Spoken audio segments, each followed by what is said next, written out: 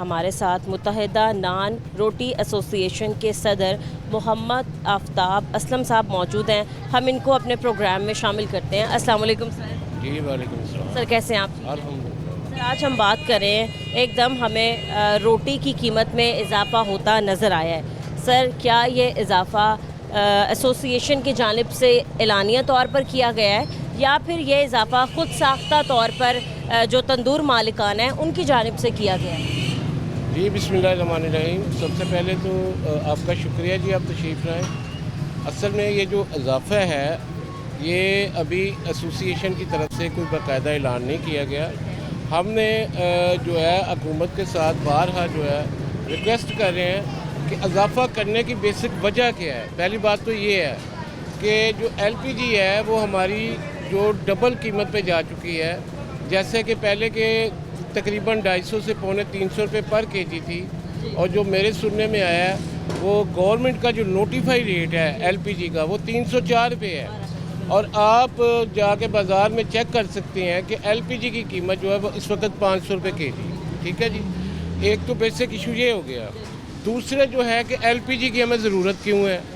हमारे पास तो सुई गैस मौजूद है, लेकिन सुई गैस मौजूद होने के बावजूद सुई गैस हमें मिल नहीं रही। वो हमारे पास है नहीं, उसका बिल हम पे कर रहे हैं। और सुई गैस जो है वो अभी आप लाहौर के किसी भी तंदूर पे चले जाएं आपको सिलेंडर नज़र आएगा, क्योंकि गैस की शदीद लोड शेडिंग है। हल्की फुल्की भी नहीं, शदीद। यानी कि 24 घंटे में अगर हमें 6, 7, 5 घंटे मिल जाए तो बहुत बड़ी बात है। तो दूसरा, हमारे हुकूमत के साथ मुज़ाकरात चल रहे हैं। इंशाअल्लाह हमें उम्मीद है कि हमारी जो हुकूमत ने जैसे आवाम को रिलीफ दिया, 20 वाली रोटी को 16 का कर दिया, फिर 15 का कर दिया, फिर 14 का कर दिया। और मैं उम्मीद करता हूँ कि आवाम जो है, हमें भी आवाम समझा जाएगा। इस वक्त जो हमारे बस में चीज़ें नहीं हैं तो हुकूमत जो है वो इंशाल्लाह इसका जल्द अज जल्द रेट बढ़ाएगी। और जो मामलात आप कह रहे हैं कि जो रेट बढ़े हैं उसके लिए हमने बारहा जो है वो हुकूमत से अपील की है कि हमारे रेट बढ़ाए जाएँ, क्योंकि ये इस रेट में बेचना अब मुश्किल नहीं, नामुमकिन है। जी ठीक है सर, आपने कहा कि हमारे मुज़ाकरात जो हैं वो गवर्नमेंट के साथ चल रहे हैं। वो मुज़ाकरात कहाँ तक पहुँचे हैं और हम क्या उम्मीद कर सकते हैं कि आप लोगों के मुज़ाकरात ख़त्म होने के बाद एलानिया तौर पर ये चीज़ जो है वो कर दी जाएगी कि रोटी का रेट बढ़ चुका है? और सर दूसरी बात ये कि आप लोगों ने कितना कहा गया कि रोटी का रेट कहाँ तक जाना चाहिए? देखिए, हम तो कहने में कुछ भी कह सकते हैं। हम ये कहते हैं कि आवाम रोटी एक बेसिक ज़रूरत है, वो हमारी भी ज़रूरत है, आवाम की भी ज़रूरत है। जिस तरह हमारे साथ ज़िली इंतज़ामिया बैठती है, इदारे बैठते हैं, बैठ के कैलकुलेशन करते हैं, हम आज भी मेरिट पे कैलकुलेशन के लिए तैयार हैं। हमारे साथ बैठे हैं, मौजूदा हालात के साथ जो भी हमें रोटी का रेट बनता है वो हमें दे दें। लेकिन ये जो 14 रुपये है ना, ये किसी सूरत नहीं बनता। अब जो हालात जा रहे हैं ये किसी सूरत नहीं बनता, क्योंकि आप बाज़ार में से 14 रुपये का मिलता क्या है।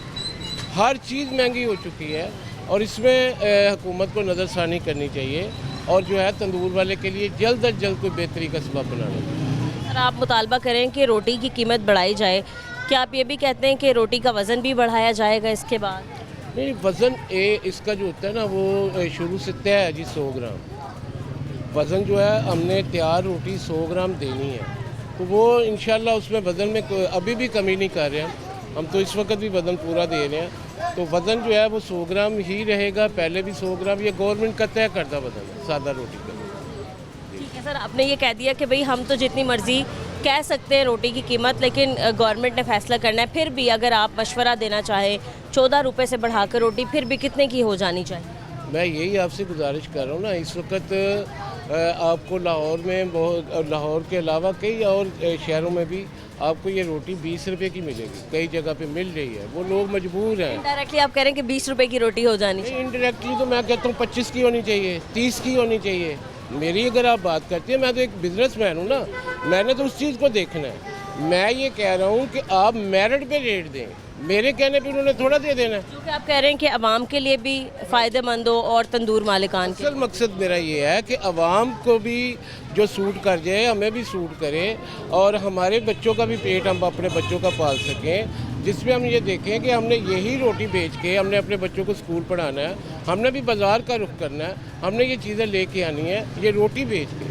हमारे घर किरायों पे हैं, हमने तो लेबर तक को रिहाइश की सहूलत दी हुई है। तो ये सारे मामला जो है वो ये रोटी बेचने के बाद हमें जो है इस अखराजात को लेके हमने आगे चलना है।